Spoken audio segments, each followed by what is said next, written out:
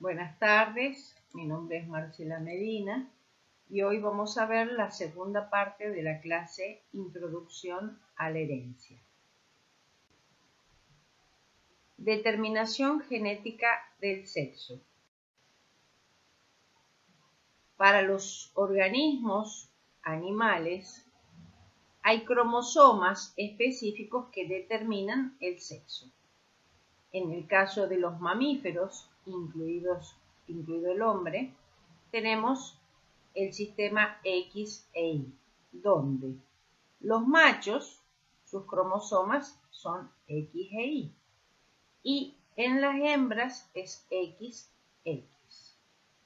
Para el caso de ciertos insectos, el sistema es X0, donde los machos, que se representan como X0, al igual que las hembras, nada más que acá, en el caso de los machos, el espermatozoide no tiene cromosoma sexual, mientras que en las hembras los espermatozoides son los que llevan el cromosoma X.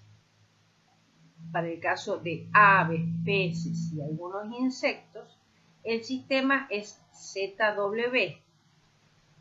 Los machos, los cromosomas que tienen los machos son ZW y se presenta cuando el óvulo contiene el cromosoma W, mientras que en las hembras, que son ZZ, el óvulo tiene el cromosoma Z. Habíamos dicho que en los mamíferos, incluido el hombre, los cromosomas sexuales son XY para el varón y XX para la mujer. Acá vemos dos hermosas personas que les he puesto en la diapo para que ustedes recuerden de los cromosomas sexuales. Acá tenemos una fotografía a nivel de microscopía electrónica donde se pone en evidencia que el cromosoma Y es diferente del cromosoma X. Las diferencias morfológicas son evidentes. El cromosoma X es más grande que el cromosoma Y.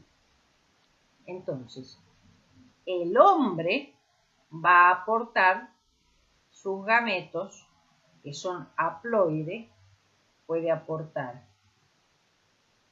el cromosoma X y en otros gametos el cromosoma Y, mientras que la mujer siempre sus óvulos van a ser X. Entonces, se vio que la proporción de sexos en la descendencia es siempre 50% de posibilidades que nazcan hijos varones y 50% de posibilidades que nazcan hijas mujeres.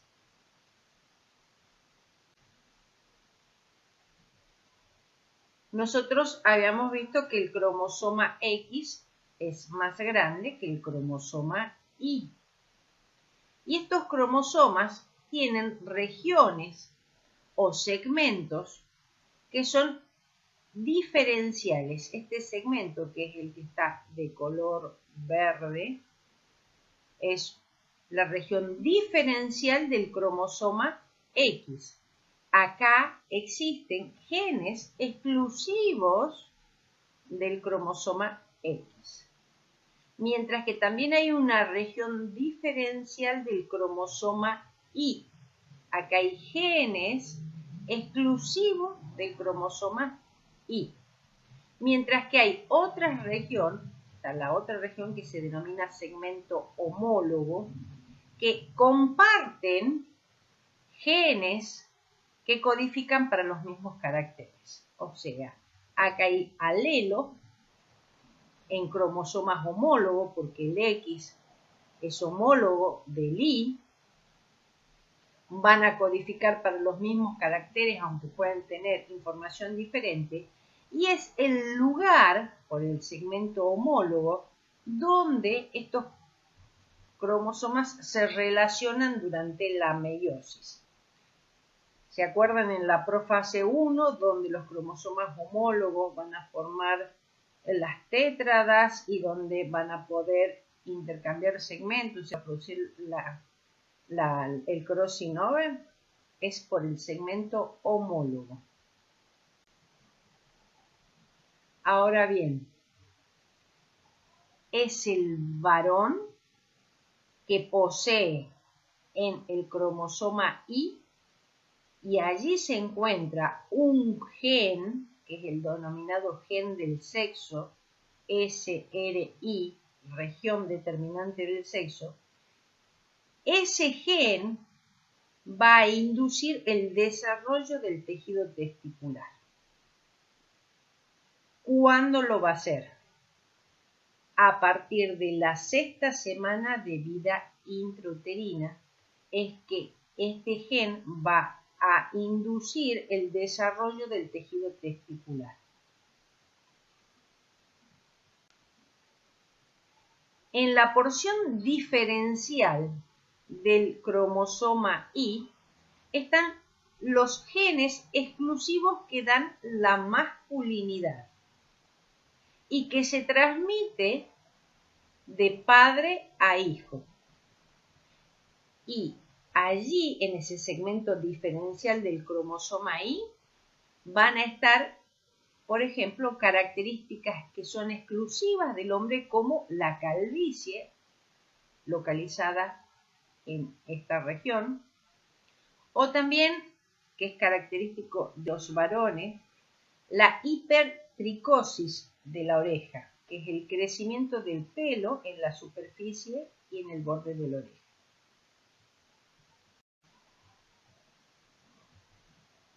Ahora bien, hay genes que son o que están exclusivamente en el segmento diferencial del cromosoma X. Y que estos genes que están en la región diferencial del cromosoma X pueden haber mutado. Ha ocurrido una mutación en esos genes. Entonces, por existir la mutación van a generar diferentes patologías, como la hemofilia, que es una patología relacionada con la falta de coagulación de la sangre, el daltonismo o ceguera a los colores, que es la incapacidad de distinguir determinados colores, especialmente el rojo y el verde, y también una patología que se denomina distrofia muscular de Duchenne, que es una degeneración muscular progresiva. Se puede dar tanto en mujeres como en varones. Lo que sí, recordemos que estas patologías, el gen es recesivo, o sea, va a expresar las patologías cuando esté en una condición de homocigota recesivo. En el caso de la mujer, que sabemos que es XX. Y en el caso del varón, estamos hablando que es un gen presente en la región diferencial del cromosoma X. Como en el cromosoma Y no existe esa región, cuando el varón presenta esa mutación en el cromosoma X, sí o sí se enferma, porque está en una condición que se llama de hemicigosis. Hemicigosis. Entonces, sabemos que la hemofilia tiene un gen de carácter recesivo y hay una mutación en un factor que se denomina factor 8 de coagulación, se produce por una mutación, y fenotípicamente hay una falta de coagulación de la sangre. Se producen hemorragias internas y externas y que pueden llevar a la muerte. Entonces, los principios básicos de Mendel, como dominancia y recesividad, segregación y distribución independientes de los caracteres, son aplicables en los casos de herencias ligadas al sexo. Entonces, si nosotros tenemos un padre que es hemofílico, Acá nosotros tenemos un varón, donde en el cromosoma X, en la región diferencial, tenemos la mutación para el gen, donde el gen de la hemofilia está representado como XH, superíndice H. Entonces tenemos un padre hemofílico, y el cromosoma Y, y una madre sana, la madre es XX. Entonces acá tenemos el cuadro de Punnett, decimos este con este, este con este, este con este y este con este. Entonces, ¿cuál va a ser el resultado de la filial? Vamos a tener una hija portadora. ¿Por qué? Porque tenemos que este gen, al tener un carácter recesivo, solo se manifiesta cuando está en una condición de homocigota recesivo. Acá tenemos un cromosoma X que no tiene la mutación. Entonces la mujer se dice que es portadora. Tenemos un hijo sano, otro hijo sano y otra mujer portadora. Entonces vamos a hablar que el 50% de las mujeres son portadoras y el 50% de los hijos son sanos. Este es el fenotipo de esta cruz.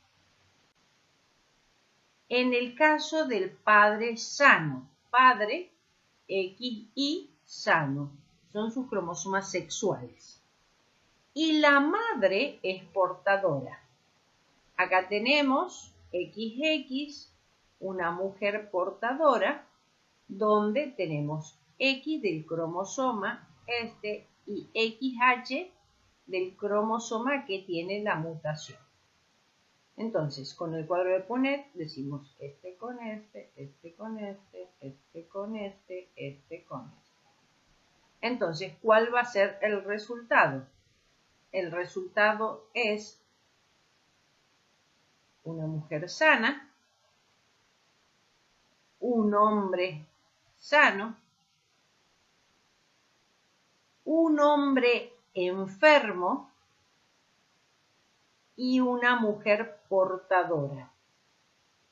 Entonces, vemos cómo en el resultado tenemos un 25% de hombre afectado o enfermo, un 25% de hombre sano, un 25% de mujer sana y un 25% de mujer portadora.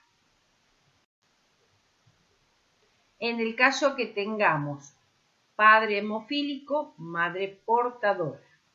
Padre hemofílico, entonces el gen X con el gen de la hemofilia y el cromosoma Y, la madre portadora, cromosoma X normal, cromosomas X con el gen de la hemofilia afectado. Entonces hacemos el cuadro de Punnett. Este con este, este con este, este con este, este con este. Entonces, ¿cuál va a ser el resultado? Vamos a tener una mujer portadora, un hijo sano, un hijo enfermo y una hija enferma. Entonces, el resultado va a ser un 25% de mujer portadora, un 25% de mujer enferma, 25% de hombre enfermo y un 25% de hombre sano.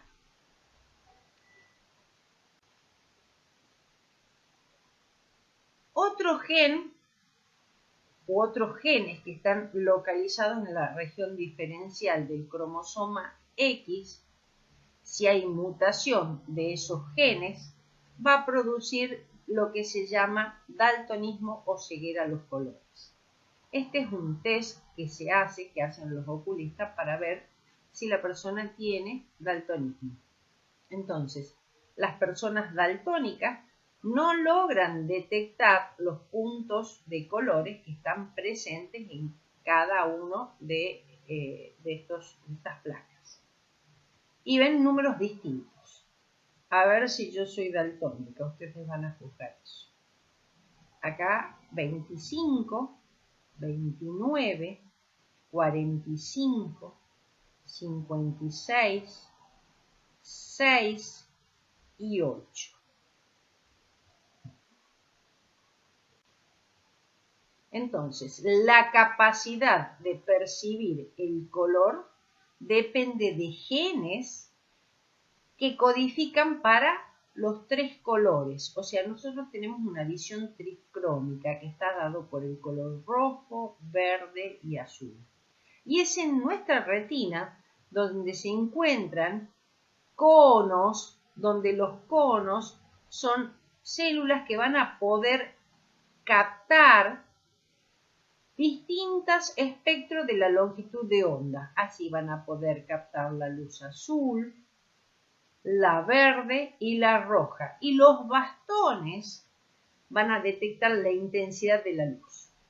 Por lo tanto, si han mutado los genes para el color rojo y verde, vamos a tener daltonismo, que es un tipo de daltonismo, que es la ceguera para el rojo y el verde, y que se encuentra, como hemos dicho, en la región diferencial del cromosoma X. Esta patología afecta en mayor proporción a los hombres, que están en una condición de hemicigosis. 8 de cada 100 varones. Mientras que en el caso de la mujer, y solo mujeres son daltónicas por el carácter de recesividad que tiene esta patología, tiene que estar en una condición de homocigota recesivo, da a 4 cada 10.000 mujeres.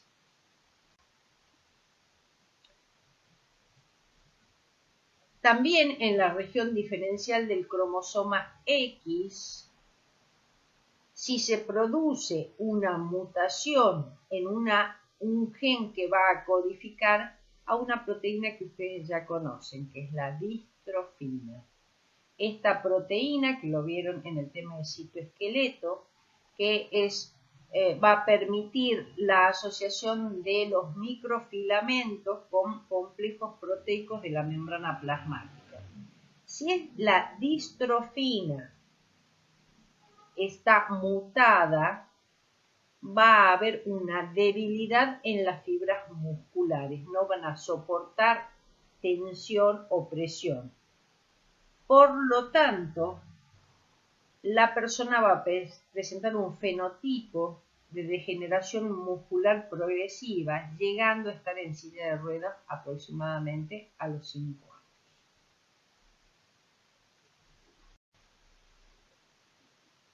Bueno, como yo les dije al principio, morfológicamente el cromosoma X es más grande que el cromosoma Y, y acá vemos un mapeo del cromosoma X donde se observa la presencia de 1336 genes, mientras que en el cromosoma Y solo tiene 307 genes.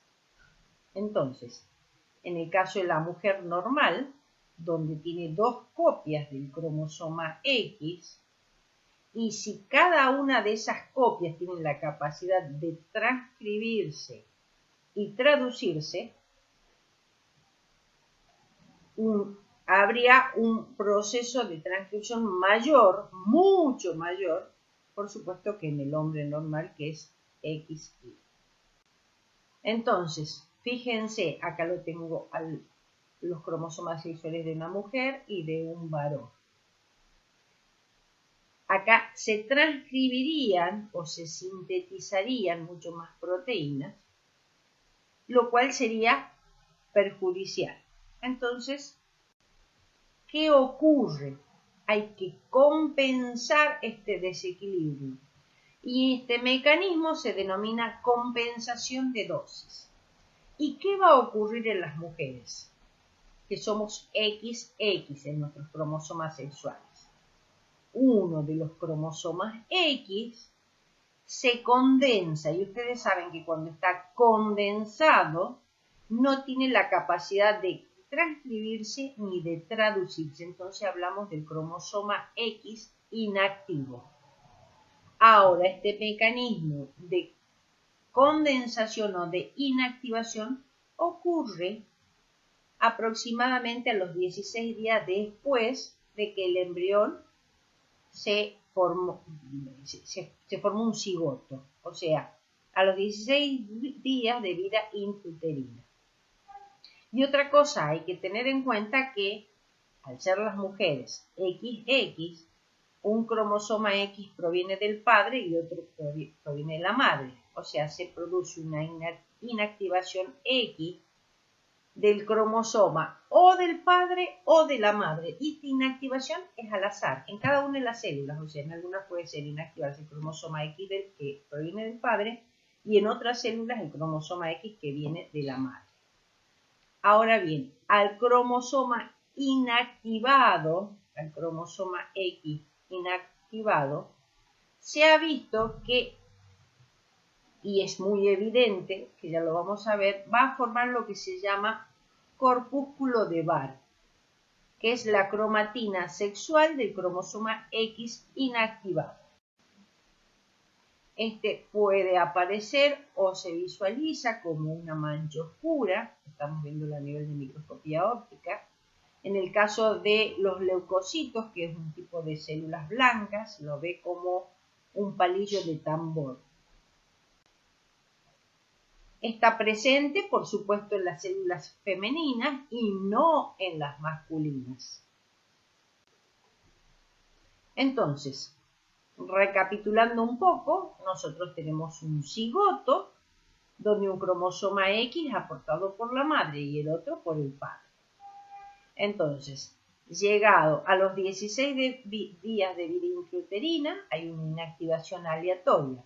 En algunas células se produce la inactivación del cromosoma X proveniente de la madre. En otros, proveniente del padre, y es lo que se denomina corpúsculo de Barr. El cromosoma inactivado, tanto del padre como de la madre, toma la denominación de corpúsculo de Barr.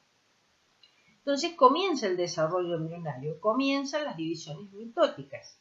Entonces vamos a tener en algunas células, en algunos clones de células, por ejemplo, inactivado el cromosoma X del padre, mientras que acá inactivado el cromosoma X de la madre.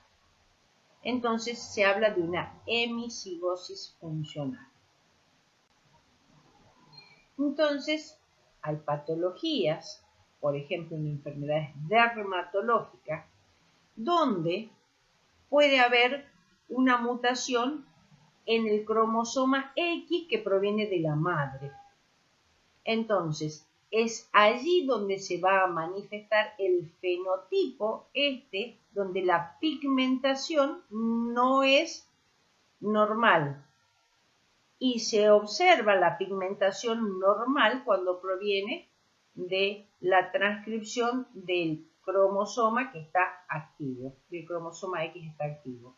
Entonces se habla de un patrón en mosaico que es causada por genes que están en un cromosoma X y ese cromosoma X está activado, o sea, está transcribiendo, está traduciendo. Entonces se observa ese mosaico donde la patología es evidente en algunas células, mientras que del cromosoma que no tiene el gen mutado se observa la pigmentación normal. Esto también se puede ver en las gatas hembras. Solo cuando ustedes vean gatas hembras tricolor, se ha producido una mutación en genes del cromosoma X. Y acá tenemos el ejemplo del gato calicó, donde vemos un cromosoma X aportado por la madre y este cromosoma X aportado por el padre.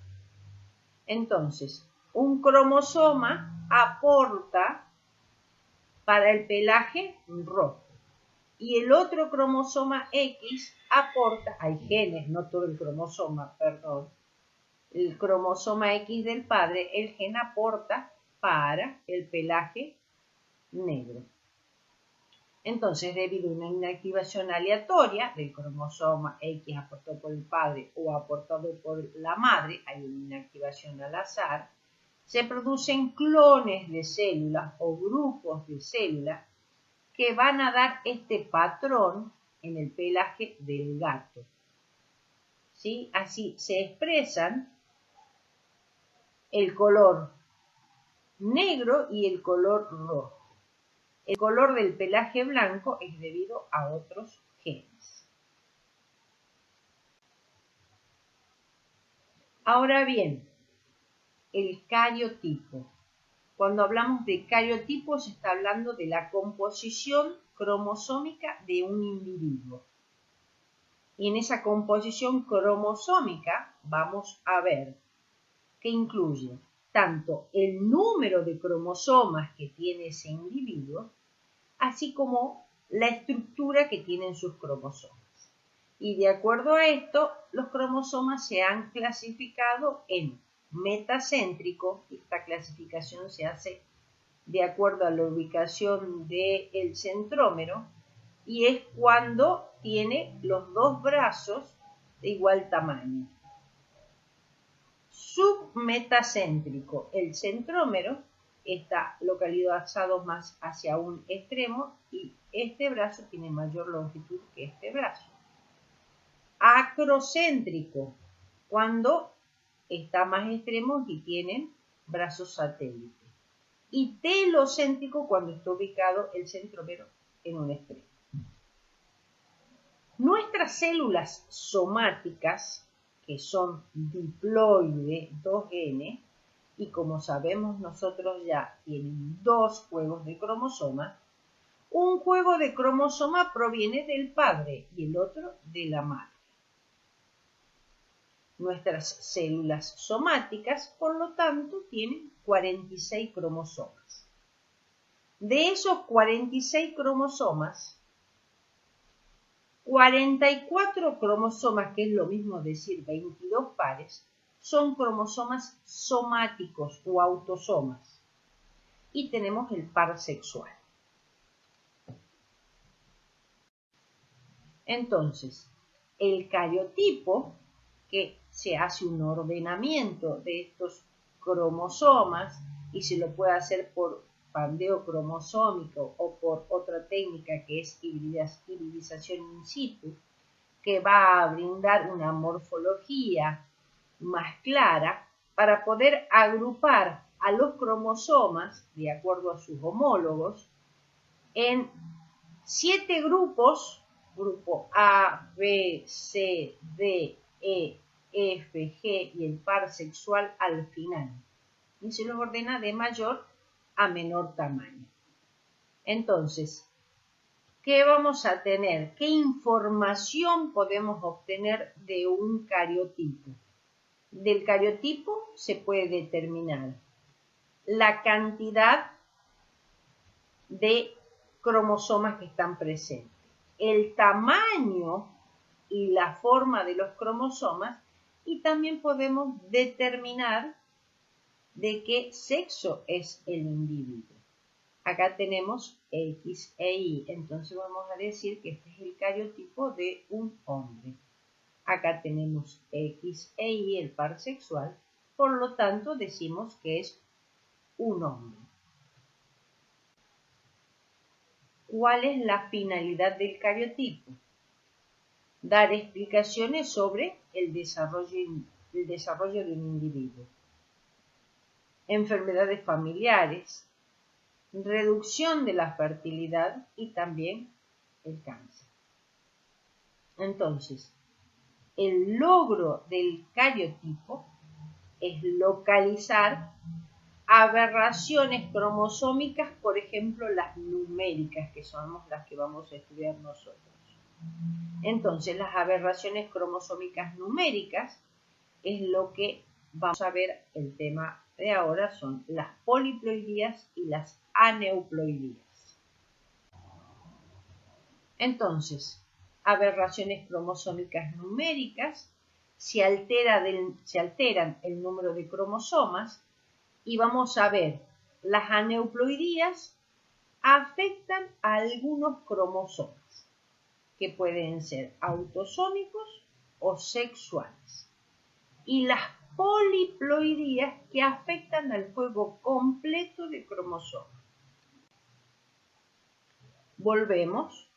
Aneuploidía, ganancia o pérdida de uno o más cromosomas. Entonces, si tenemos un individuo diploide, 2N, y 2 juegos de cromosomas, más un cromosoma. Y esto es lo que se llaman trisómicos. O bien, es un organismo que es diploide y le falta un cromosoma y se llama monosómico. ¿Cuáles son las causas de estas patologías, de las aneuploidías? La no disyunción. Cuando decimos no disyunción es no separación. No separación. ¿Dónde? Durante la división celular. Cuando se separan los cromosomas son en las anafases, tanto de las mitosis como de las meiosis. Entonces, la no disyunción o no separación normal de los cromosomas o de las cromátides hacia los polos opuestos durante las divisiones mitóticas del cigoto, o sea, cuando se produce la fecundación, según un óvulo del espermatozoide, es una célula 2N, diploide, es unicelular. A partir de ahí empiezan a ocurrir las divisiones mitóticas para formar un individuo pluricelular. Entonces, si se produce la no disyunción o la no separación durante las mitosis, vamos a tener las aneuploidías. O bien, durante la formación de los gametos, donde está involucrada la meiosis. Entonces, si miramos las aneuploidías durante las mitosis, ¿qué vamos a tener?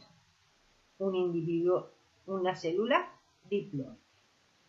¿Sí? Esta célula diploide entra a mitosis, donde a partir de una célula se forman dos células, ¿no es cierto? Pero ¿qué es lo que pasó acá? En la anafase no se separaron las cromátides azules. Es la no disyunción, la no separación. Las rojas sí se separaron, las cromátides hermanas se separaron, pero las azules no. Entonces, continúan proliferando, a partir de acá son mitosis normal, entonces vamos a tener acá una neuploidía donde tenemos los trisómicos, 2N más un cromosoma. Y tenemos los monosómicos, 2N menos 1. Cuando hablamos de aneuploidía, donde da el origen de gametos trisómicos y monosómicos, ¿a dónde tenemos que buscar eso? En las meiosis, porque en las meiosis vamos a formar los gametos. Y el error puede ocurrir en la anafase 1 o bien en la anafase 2. Si hablamos de la meiosis 1, ¿sí? Partimos de una célula diploide, siempre una meiosis, y al final de la meiosis 1 se produce la no disyunción, la no separación de estos cromosomas homólogos. Entonces, vienen acá estos cromosomas homólogos y acá no va ninguno de estos. Entonces, a partir de acá se separan las cromátides hermanas.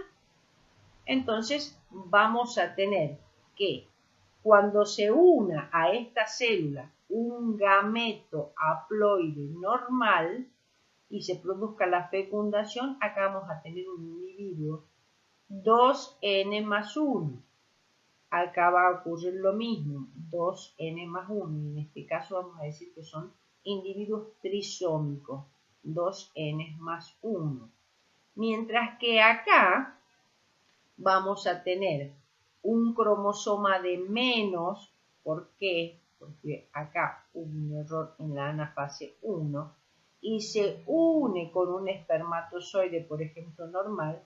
Entonces vamos a tener un individuo monosómico, o sea, va a ser 2n menos 1. Ahora bien, si el error ocurre en la meiosis 2, entonces hasta la meiosis 1 veníamos bien, se separan los cromosomas homólogos. Nos vamos a la meiosis 2. Acá es normal, ¿sí? Se separan las cromátides hermanas. Pero acá, ¿qué tenemos? La no disyunción. En la anafase vienen las dos cromátides de este cromosoma para esta célula y acá ninguno de estos cromosomas. Entonces, tenemos, por ejemplo, un espermatozoide normal, se produce la fusión y vamos a tener un individuo normal. Acá el espermatozoide, por ejemplo, con este óvulo, otro individuo normal. Ahora, este espermatozoide con este óvulo se va a formar un trisómico nuevamente. Y el espermatozoide con este individuo que le falta un cromosoma y se va a formar un monosómico. O sea, normal, normal, 2n más 1, trisómico, 2n menos 1, monosómico. Entonces, las aneuploidías, donde hay pérdida y tenemos los monosómicos, es letal, no soporta el organismo perder un cromosoma somático, no es viable, mientras que los trisómicos, cuando hay un cromosoma somático de más, por eso hablamos de aneuploidías autosómicas o somáticas, puede, o sea, generalmente es letal, pero hay excepciones. Y la excepción es la trisomía del par 21, que es el síndrome de Down, que se da de 1 en 1000 individuos. La trisomía del par 13, que es el síndrome de Pateau, que se da 1 en 20.000. Y la trisomía del par 18, que es el síndrome de Edwards, que se da 1 en 8.000.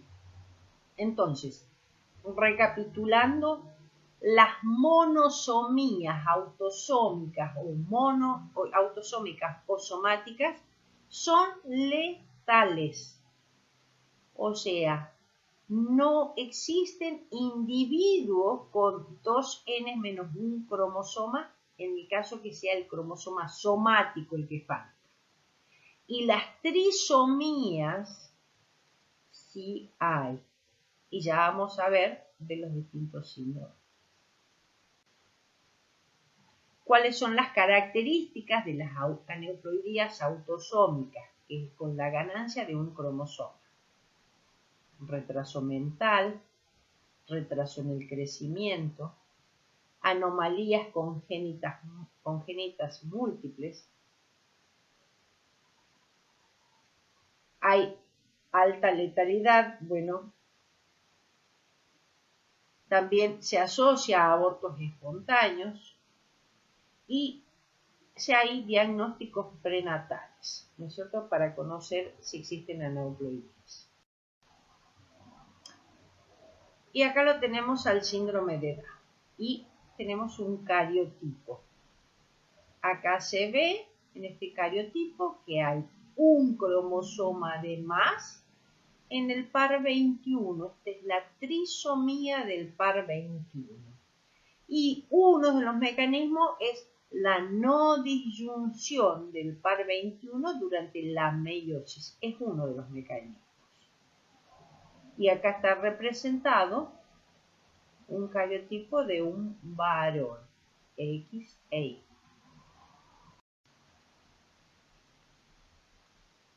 El otro síndrome, que es el de Edwards, que es 3 cromosomas en el par 18, los niños mueren antes del año de vida. Y cuando tenemos 3 cromosomas en el par 13, es el síndrome de Pateau. Mueren al poco tiempo de nacer. Ahora, ¿qué pasa cuando las aneuploidías ocurre en los cromosomas sexuales? Aneuploidía en los cromosomas sexuales. Las características generales de estos individuos: infertilidad, viabilidad alta, hay asociación con abortos espontáneos y el diagnóstico prenatal también es posible hacer. Y de lo que vamos a estudiar nosotros acá son la monosomía del cromosoma en las mujeres, o sea, son X0, que es el síndrome de Turner, y la trisomía, que es el síndrome de Klinefelter, que tiene 47 cromosomas, porque es 46 más 1, y los sexuales van a ser X, X e Y. Acá en el síndrome de Turner tenemos un cromosoma de menos, porque es monosomía. O sea, 46 menos 1, 45. Y solo va a tener un cromosoma sexual, que es el X.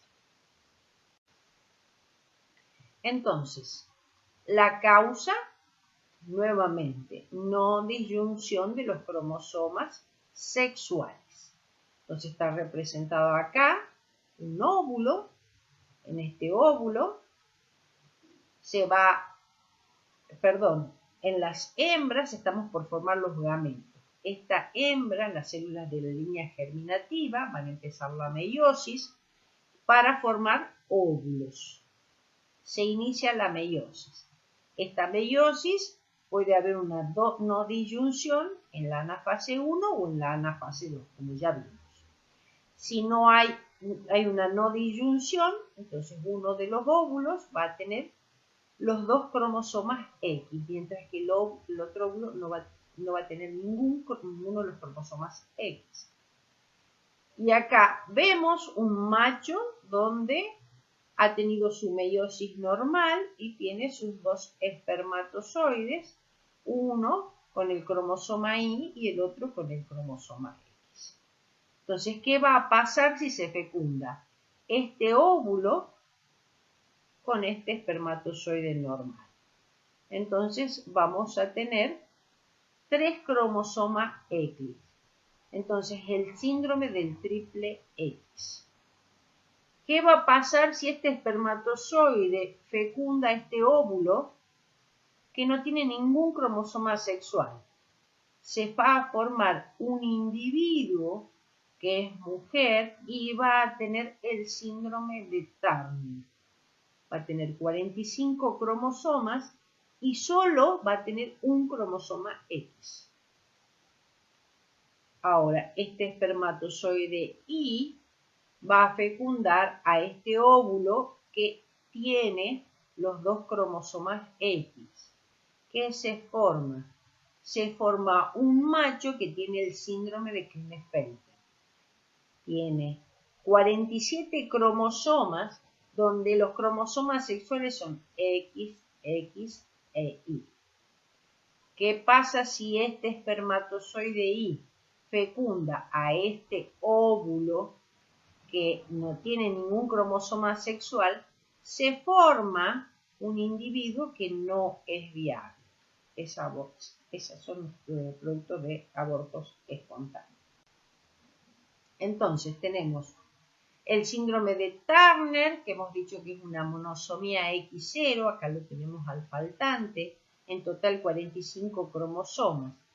Son mujeres estériles, de baja estatura, déficit cognitiva y deficiencias cardiovasculares. Tienen una implantación baja del cabello. Entonces la gran pregunta que se viene acá, y es muy bonito esto, decimos nosotros, pero una mujer normal, ¿dónde hay 22 pares de cromosomas, o 22 cromosomas, vamos directamente a los gametos. Esta mujer tiene 22 cromosomas y solo tiene uno de los cromosomas del par sexual, ¿sí? Su gameto, su óvulo, ¿no es cierto? Tiene 23 cromosomas. Y puede esta mujer, ese es, en el caso son sus óvulos, y sus células somáticas tienen 46 cromosomas, donde alternativamente, como hemos dicho, uno de sus cromosomas X se inactiva y se forma el corpúsculo de Barr. Hay una inactivación, no transcribe ni traduce ese cromosoma X. Entonces la pregunta es, ¿por qué una mujer X0 o con síndrome de Turner no es normal? Si nosotros, las mujeres normales, tenemos una inactivación de uno de los cromosomas. Y la respuesta es esta, chicos. En el caso de las mujeres normales, la inactivación del cromosoma X, de uno de los cromosomas, de nuestros cromosomas X, no se inactiva totalmente. El 15% sigue produciendo transcripción, sigue transcribiéndose. Y otra cosa, recién a los 16 días de vida intrauterino, recién se produce la inactivación del cromosoma X. Fíjense, 16 días y un 15% de activación es lo que nos diferencia la mujer normal con el síndrome de Turner. El síndrome de Klinefelter. Tenemos cromosomas sexuales X, X, Y. O sea, hay dos cromosomas X y un cromosoma Y. Las características son frecuentemente altos, con brazos y piernas largas, pechos desarrollados, poco desarrollo del testículo, problemas de aprendizaje, individuos infértiles. Y por último, tenemos las poliploidías. Nosotros ya conocíamos haploide, un juego de cromosomas, diploide, dos juegos de cromosomas. Ahora tenemos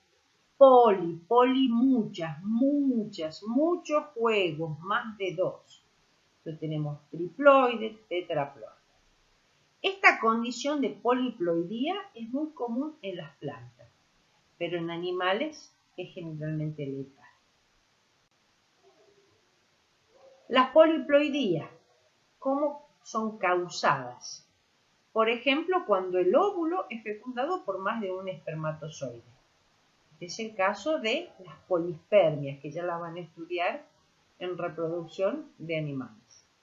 O puede haber fallas en la división meiótica, o sea, los gametos no producen la reducción del número de cromosomas, hay una no disyunción y es elevadísima la tasa de mortalidad intrauterina. Acá tenemos un cariotipo donde hay 3 juegos de cromosomas. Muy bien, la bibliografía del cual he visto para esta clase la tienen acá, Campbell, Curtis y también la biología de vida. Bueno, con esta hermosa foto, están nuestros perros Pitbull, terminamos la clase de hoy y deseo que tengan un hermoso día. Gracias.